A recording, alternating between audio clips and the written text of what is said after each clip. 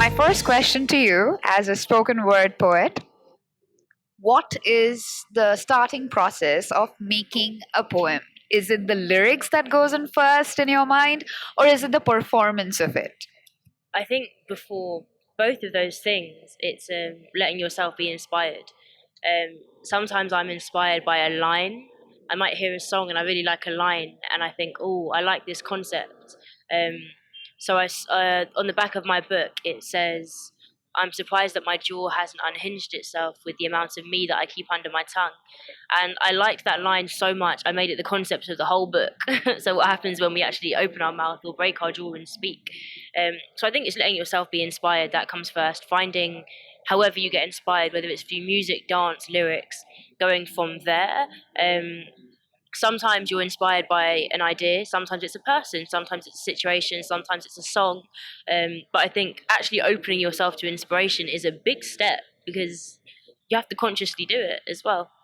Is inspiration something that you need to consciously look out for, or is it just around you? Like, how are you one with the external atmosphere or ambiance of wherever you're going? How do you seek in this inspiration that you speak of?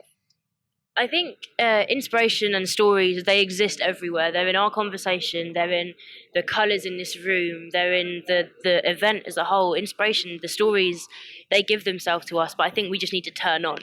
And the reason I say that is because when I was writing my book, I had to consciously go into a space of soaking, just hearing stories and letting them sink in. Like they might be stories that I've heard. I've got a poem in the book called "Making Mum," which talks about the fact that my mum constantly lectures when I tell her anything, and then the poem concludes by saying she lectures as if she is leaving, but I listen because one day she will. And my mum's been lecturing me since I was like born or old enough to listen and understand. But it wasn't until I turned on actually looking for the stories I realized it's from a place of love that she does it. And she does it because this is motherhood. Motherhood is sharing, and this is what we have to piece our mothers together. It's what they tell us in their stories. So I think inspiration is everywhere. We just need to consciously turn on and just decide, I'm going to be inspired. I'm going to look for the story in this thing. The thing about literature is that it's always moving, right? Like, especially in poetry, there are different forms of poetry over the years, and now spoken word poetry is becoming very something out there. It's becoming a very wonderful form of expression, and in India also, for the last half a decade, it's been on a rise. There are some great poets coming up here too. So, what kind of a social effect or the whole miasma of it in the social context, in the entire context of a country, or even internationally, is spoken word poetry making? What do you think about it? What are these effects? How is spoken word poetry being received, and how it is evolving? Because everything evolves, right? So how have you processed this evolution? That's a lot of questions in one. I think to answer your question about what impact is it having, the fact that more people are doing spoken word, I think it's forcing people to listen to other people and to themselves a lot more. I think, as I said up there, when you're dancing, you can just kind of move, and when you're singing, you can open your mouth and let anything come out. But when you're writing a poem, you're forced to slow down on that thing. You have to think of a beginning and a middle and an end.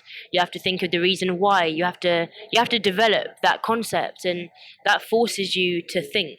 That forces you to really try and understand in order to write. And if any, there's all to gain from anyone taking the time to understand something, because with understanding comes empathy and compassion, and from compassion, like that we can go anywhere with compassion. So I think the impact of spoken word is that people are listening more and people are thinking more. And people are communicating ideas in different ways more as well, which is healthy. I think using the UK as an example, when everyone was listening to a lot more UK rap music, spoken word became more rhythmic. As an art form, there were more people doing it to flow, and what that meant is that it became more accessible. So people that were more into music suddenly came into spoken word. When in America, in slam poetry, they hardly rhyme anymore. There's like no rhyme scheme. It's just storytelling and metaphors and almost how intelligent you can be with telling a story. And that again forces people to think. It forces people to compare. It encourages this insane imagery as well in people's heads. But I think it definitely moves with the time. You have written about a lot of subjects over the years, but what subject comes the most effortlessly to you? What is the one that is closest to your heart when you write? Oh, I would have family.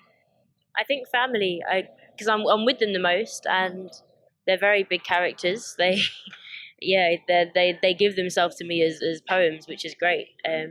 I think about family a lot, write about my parents a lot, and there was a time where I wrote about love a lot, and now I write about breakups a lot, and I write about politics loads. So I think the main thing that I'm writing about now is probably society, and we're in Britain right now. We have a very ugly political system, and it's very unfortunate, very painful, and just wishing the best for those that depend on politics.